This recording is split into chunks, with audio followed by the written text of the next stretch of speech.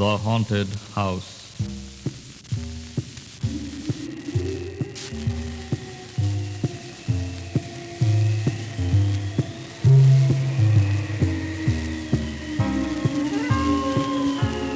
On a hilltop bleak and bare looms the castle of despair.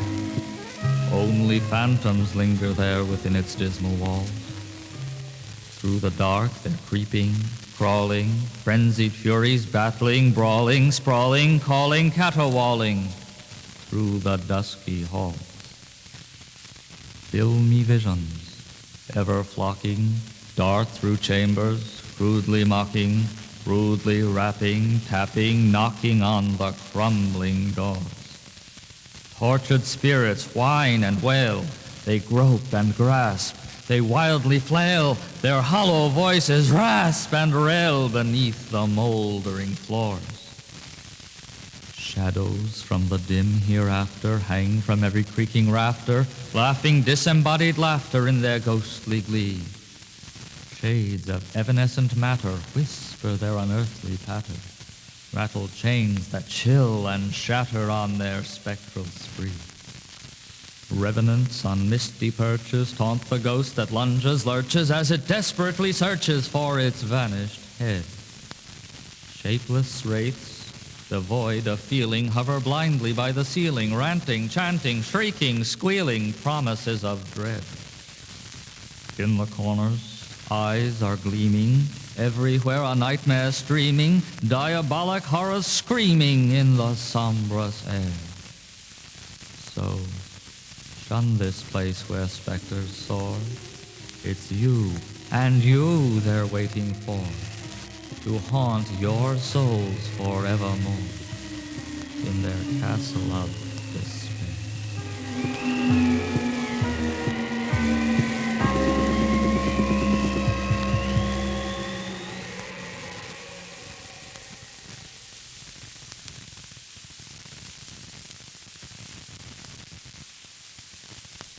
The Will O The Wisp.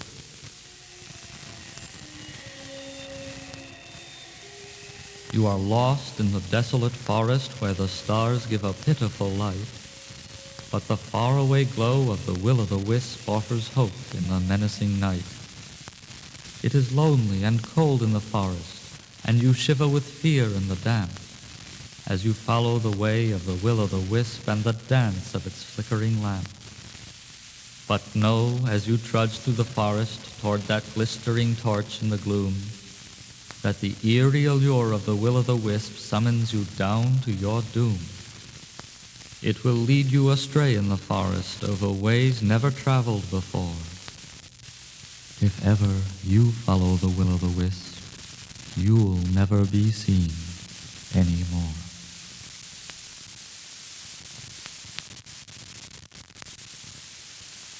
The Bogeyman.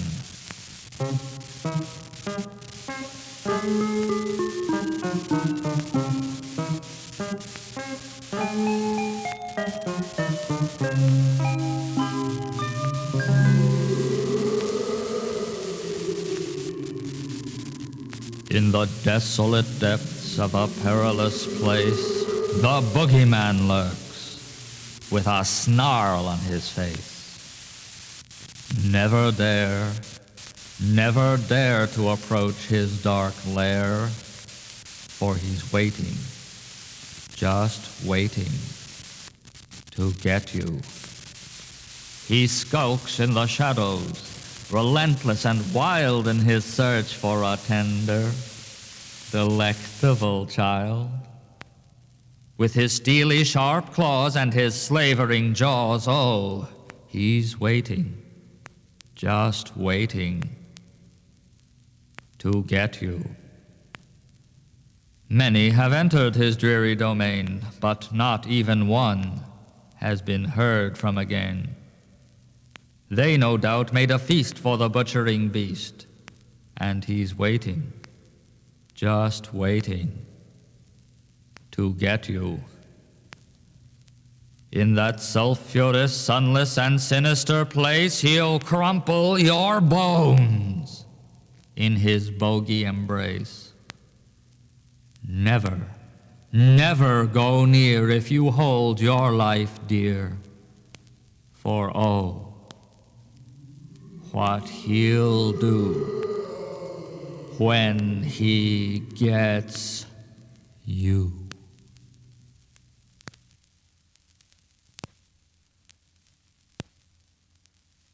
The Vampire.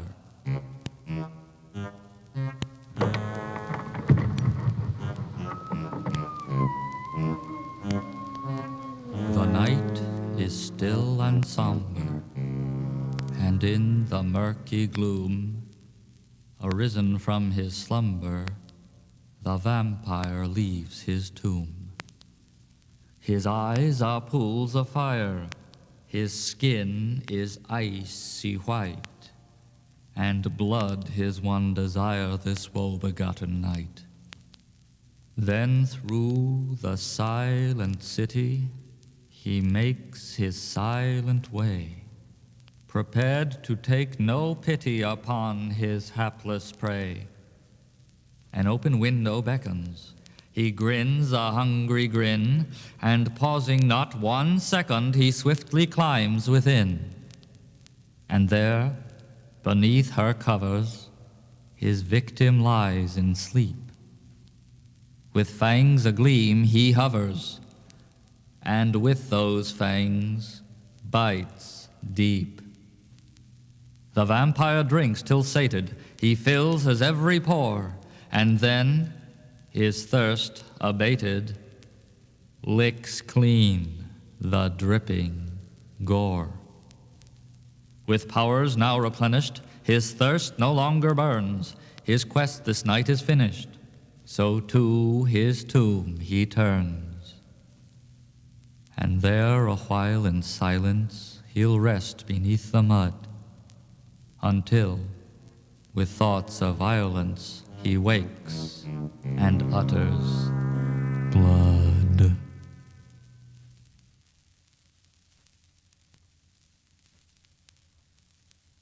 The Dragon of Death.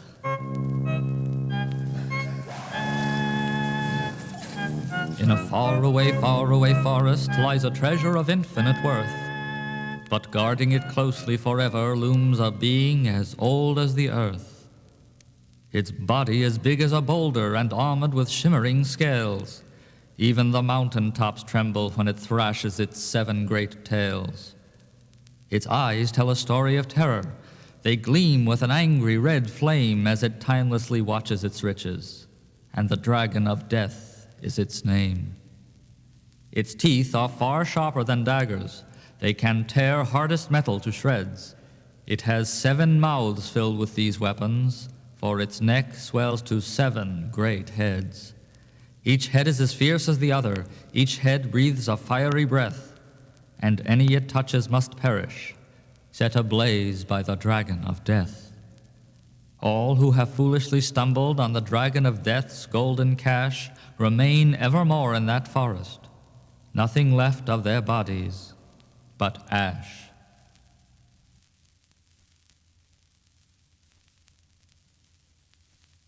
The Troll.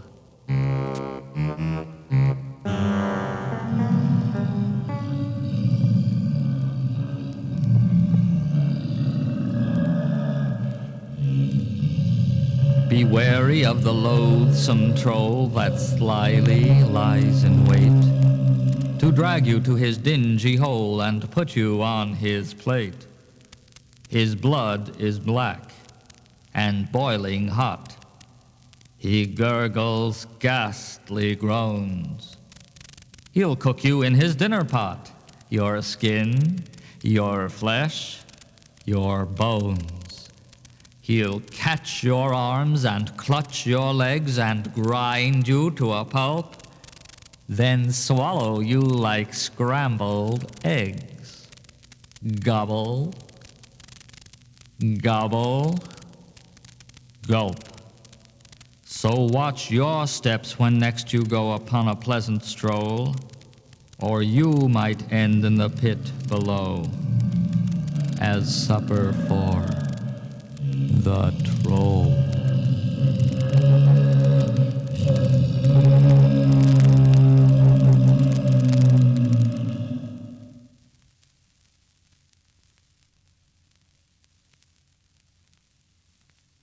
The Witch.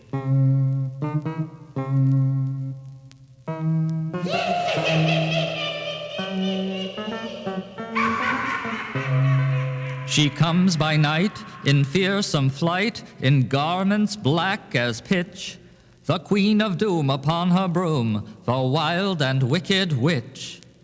A cackling crone with brittle bones and desiccated limbs, 2 evil eyes with warts and styes and bags about the rims.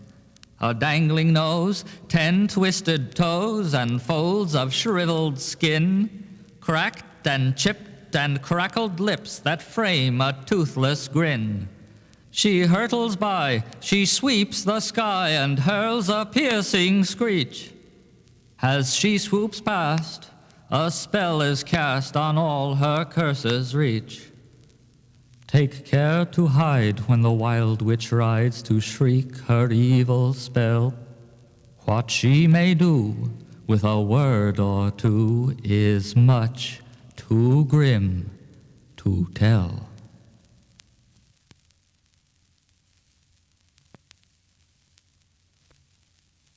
The Ogre.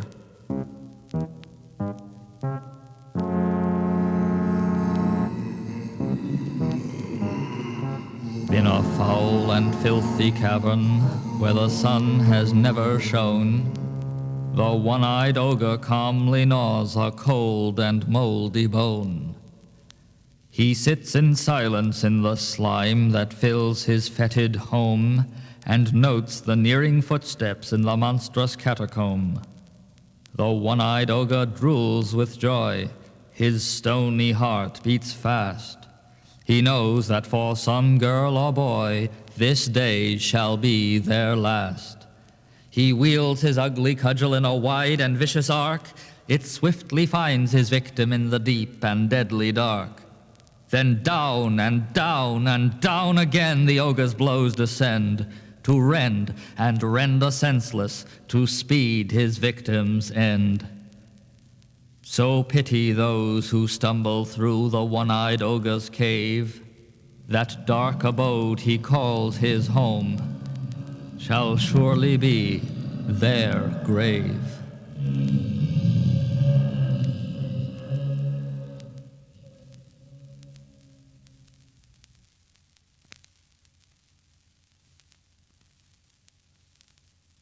The Werewolf.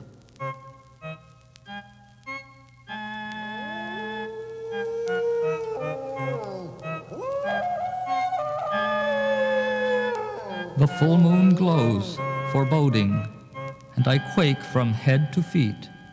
For this night I know, in the town below, the werewolf prowls the street.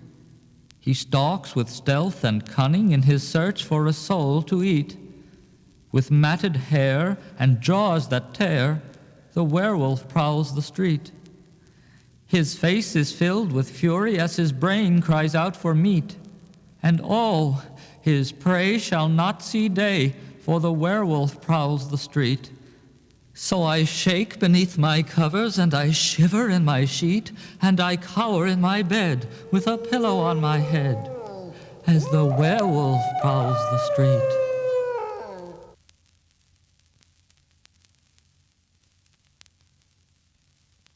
The Wizard.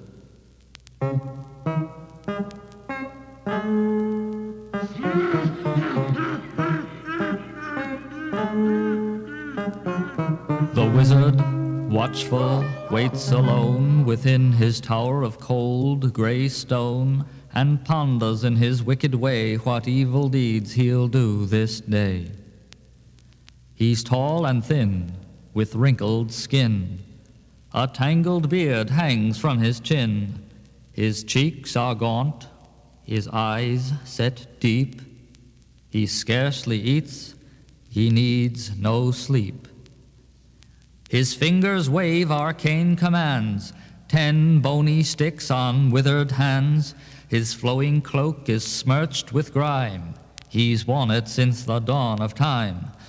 Upon his hat, in silver lines, are pictured necromantic signs, symbols of the awesome power of the wizard, alone in his cold stone tower. He scans his mystic stock in trade, charms to fetch a demon's aid, seething stews of purplish potions, throbbing thaumaturgic lotions, supernatural tracts and tomes replete with lore of elves and gnomes, talismans, amulets, willowy wand to summon spirits from beyond. He spies a bullfrog by the door and, stooping, scoops it off the floor. He flicks his wand. The frog's a flea through elemental sorcery. The flea hops once, the flea hops twice, the flea becomes a pair of mice that dive into a bubbling brew, emerging as one cockatoo. The wizard laughs a hollow laugh, the soaking bird's reduced by half, and when, perplexed, it starts to squawk, the wizard turns it into chalk, with which he deftly writes a spell that makes the chalk a silver bell, which tinkles in the ashen air till flash, a fire burns brightly there. He gestures with an ancient knack to try to bring the bullfrog back. Another flash. No flame now burns as once again the frog returns. But when it bounds about in fear, the wizard shouts, "Begone from here!" And midway through a frightened croak, it vanishes in clouds of smoke. The wizard smirks a fiendish smirk, reflecting on the woes he'll work as he consults a dusty text and checks which hex he'll conjure next. He may pluck someone off the spot and turn him into who knows what. Should you encounter a toad or lizard, look closely. It may be the work of the wizard.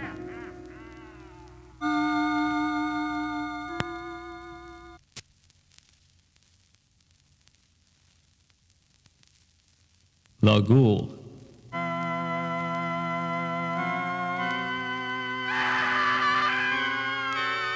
The gruesome ghoul, the grisly ghoul, without the slightest noise, waits patiently beside the school to feast on girls and boys.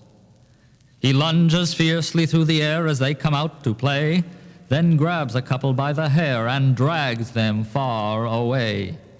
He cracks their bones and snaps their backs and squeezes out their lungs. He chews their thumbs like candy snacks and pulls apart their tongues. He slices their stomachs and bites their hearts and tears their flesh to shreds. He swallows their toes like toasted tarts and gobbles down their heads.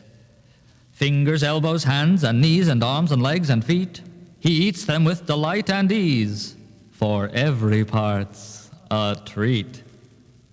And when the gruesome, grisly ghoul has nothing left to chew, he hurries to another school and waits, perhaps, for you.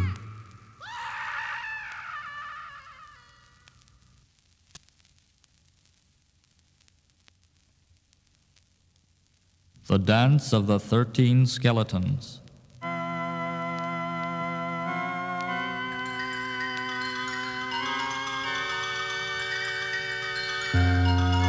In a snow-enshrouded graveyard gripped by winter's bitter chill, not a single soul is stirring, all is silent, all is still, till a distant bell tolls midnight and the spirits work their will. For emerging from their coffins buried deep beneath the snow, 13 bony apparitions now commence their spectral show, and they gather in the moonlight, undulating as they go. And they'll dance in their bones, in their bare, bare bones, with the click and the clack and the chitter and the chack and the clatter and the chatter of their bare, bare bones. They shake their flimsy shoulders and they flex their fleshless knees, and they nod their skulls in greeting in the penetrating breeze as they form an eerie circle near the gnarled and twisted trees. They link their spindly fingers as they promenade around, casting otherworldly shadows on the silver-mantled ground. and their footfalls in the snowdrift make a soft, susurrus sound. And they dance in their bones, in their bare, bare bones, with the click and the clack and the chitter and the chack and the clatter and the chatter of their bare, bare bones. The 13 grinning skeletons continue on their way, as to strains of soundless music they begin to swing and sway, and they circle ever faster in their ghastly roundelay. Faster, faster, ever faster, and yet faster now they race, winding, whirling, ever swirling in the frenzy of their pace, and they shimmer in the moonlight as they spin themselves through space. And they dance in their bones, in their bare, bare bones, with the click and the clack and the chitter and the chack and the clatter and the chatter of their bare, bare bones. Then, as quickly as it started, their nocturnal dance is done, for the bell that is their signal loudly tolls the hour of 1, and they bow to one another in their bony unison. Then they vanish to their coffins by their ghostly thoroughfare, and the emptiness of silence once more fills the frosted air, and the snows that mask their footprints show no sign that they were there. But they danced in their bones, in their bare, bare bones, with the click and the clack and the chitter and the chack and the clatter and the chatter of their bare, bare bones.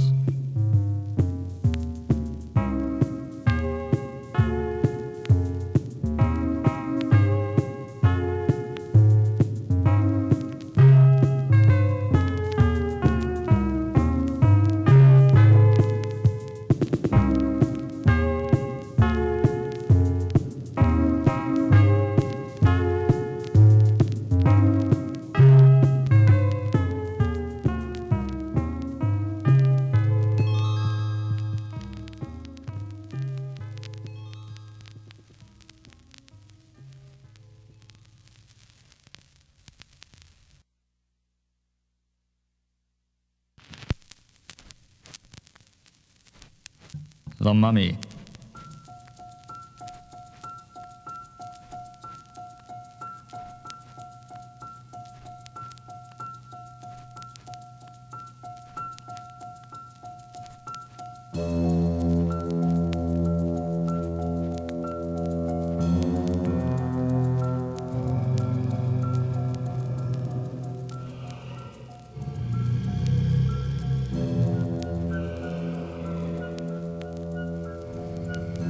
In the darkness of a sepulchre beneath the shifting sands, the mummy stirs within its sheath of rotten linen bands. Inside its stone sarcophagus beneath the pyramid, it moves its cloth and shrouded hands and pushes back the lid. It arises in that chamber where no living thing has stepped, in that chamber chill and airless where for centuries it has slept. Then it stumbles through the mazes of the labyrinthine halls, and with powers supernatural beats down the earthen walls.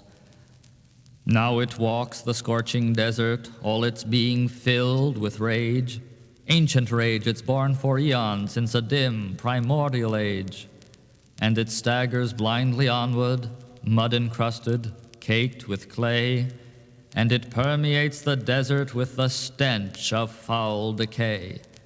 Now it must unleash its fury, spew the venom of its wrath, and woe to those poor souls who cross the mummy's mindless path. For the mummy will destroy them, they will perish, racked with pain. There is terror in the desert, for the mummy walks again.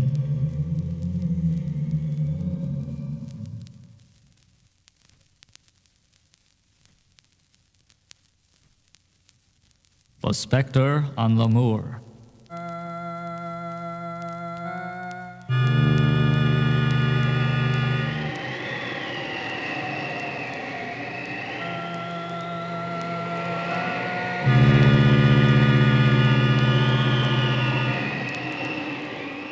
In the ghostly, ghastly silence of the misty, misty moor, a phosphorescent spectre sets upon its twilight tour.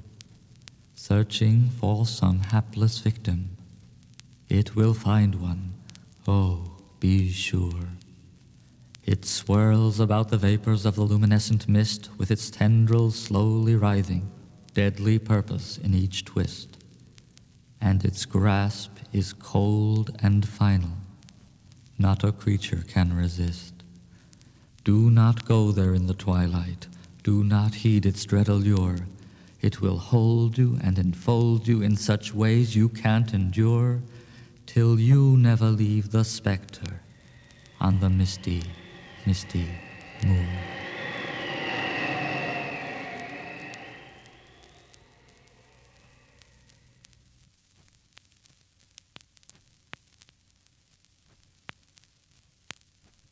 The Towering Giant.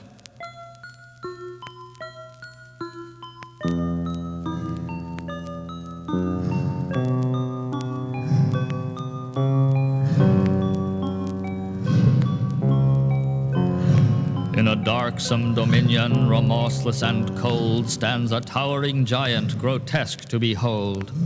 He hulks like a mountain, his head in the sky, and all who approach him will certainly die. The towering giant, by stretching his hand, turns trees into sawdust and rocks into sand. One stamp of his foot and the mountain top shakes, and the winds turn to tempests with each breath he takes. Should you land in his clutches, he'll grind you to crumbs, or crush you to powder beneath his great thumbs. The towering giant, 1,000 feet tall, will reduce you to nothing at all.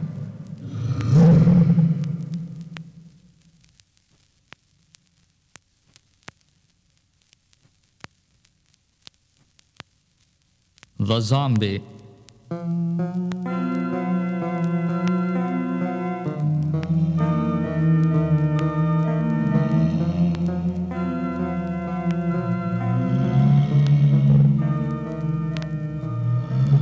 Upon your bed you sleep in pain, for nightmares swirl within your brain. You waken with a fearful start as horror grips your heart. You sense a presence standing there, then all at once it meets your stare. A zombie waits within your room, and with it dwells your doom. And you shiver and you scream, and you hope it's all a dream as the zombie nears your bed. The zombie, spawn of voodoo's charms, has come to take you in its arms. It longs to crush, it yearns to clutch, and lethal is its touch. It does not live, yet is not dead. 2 sockets burn within its head. It does not see, it does not hear, it does not heed your fear. And you shiver and you scream, and you hope it's all a dream as the zombie nears your bed. Closer, closer to your bed, closer comes this thing undead. It nears you at a steady pace, and oh, its awful face. Closer, closer, closer still, the zombie nears with icy will. Its face remains expressionless as you feel its cold caress. And you shiver and you scream, for you know it's not a dream as the zombie nears your bed.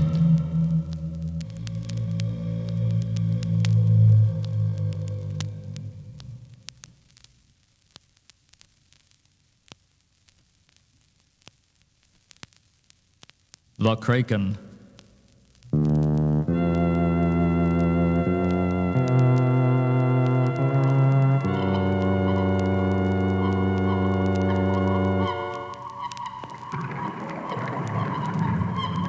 Deep beneath the foaming billows, something suddenly amiss, as a creature wakes from slumber in the bottomless abyss.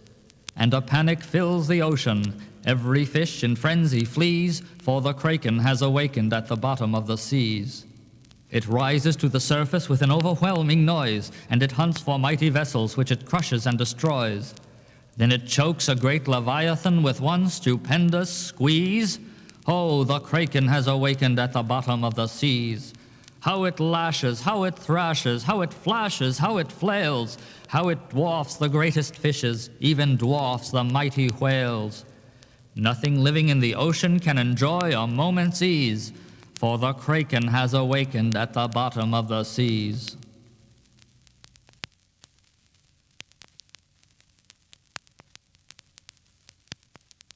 The Darkling Elves.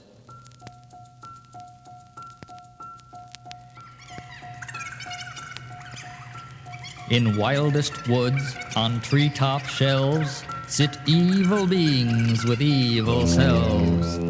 They are the dreaded Darkling Elves, and they are always hungry. In garish garb of capes and hoods, they wait and watch within their woods to peel your flesh and steal your goods, for they are always hungry. Through brightest days and darkest nights, these terrifying tiny sprites await to strike and take their bites, for they are always hungry. Watch every leaf of every tree, for once they pounce, you cannot flee. Their teeth are sharp as sharp can be, and they are always hungry.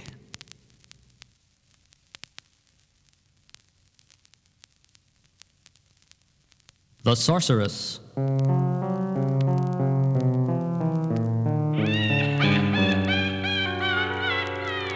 In flowing dress, the sorceress begins her evil toil. She stirs her vat of filth and fat and sees it seethe and boil. Midst hellish smells, she whispers spells and does a deadly dance. With words of death upon her breath, she slips into a trance. Higher, higher burns her fire, distant is her voice, and Hades' whole takes one more soul as demons there rejoice. In flowing dress, the sorceress falls swooning to the floor. Her brew grows cold, her tale is told.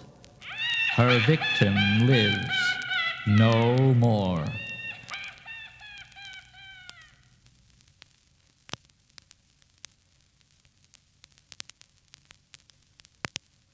The Invisible Beast.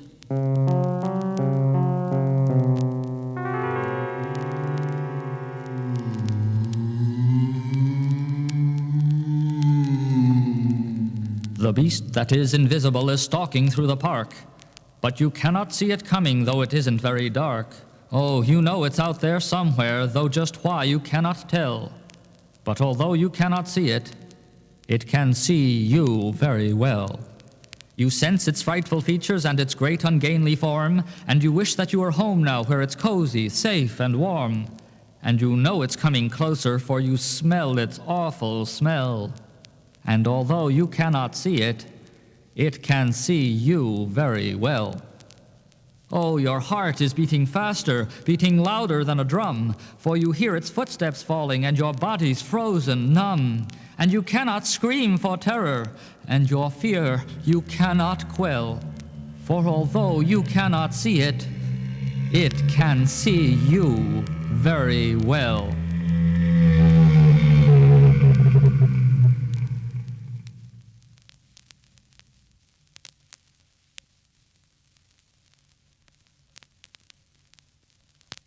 The Abominable Snowman.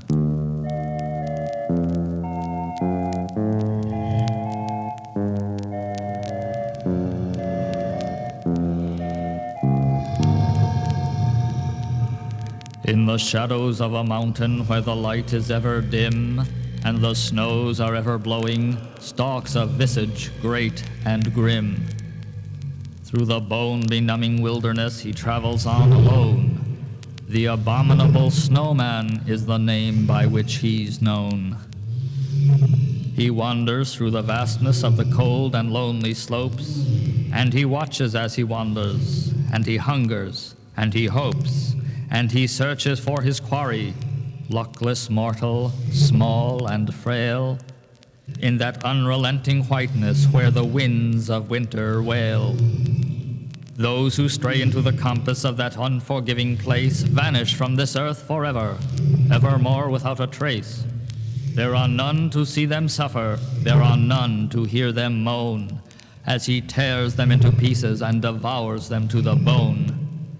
The abominable snowman, that few eyes have ever seen, trudges homeward through the mountains where that home has ever been. Homeward to his hidden stronghold that a mortal may not know, the abominable snowman disappears within the snow.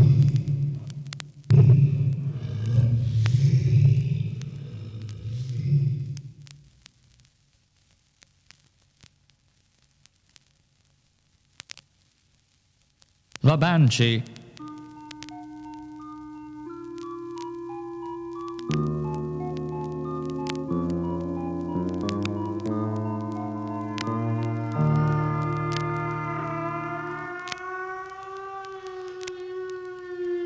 The baleful banshee, pale and worn, frail and haggard, long forlorn, wails from midnight until morn, and her eyes are red with weeping.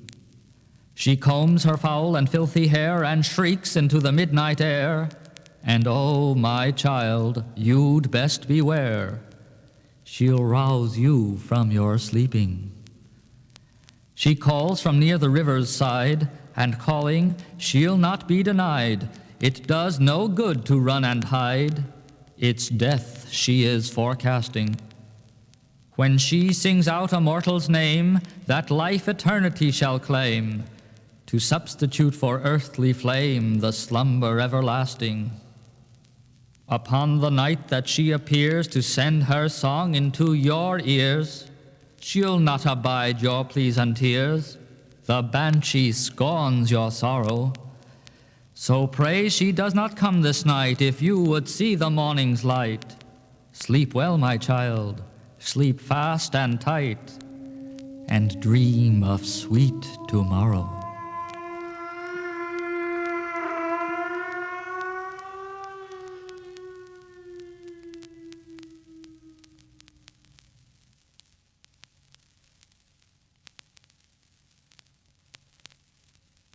The Poltergeist.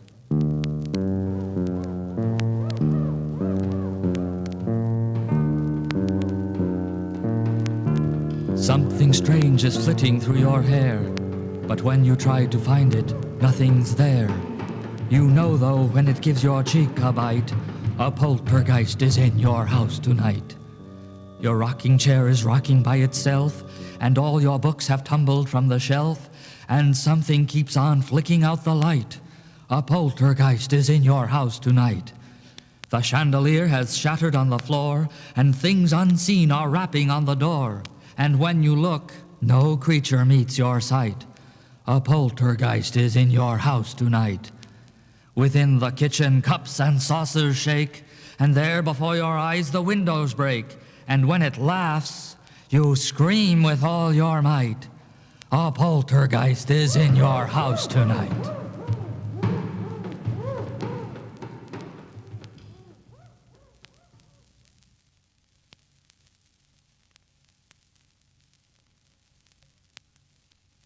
The Headless Horseman.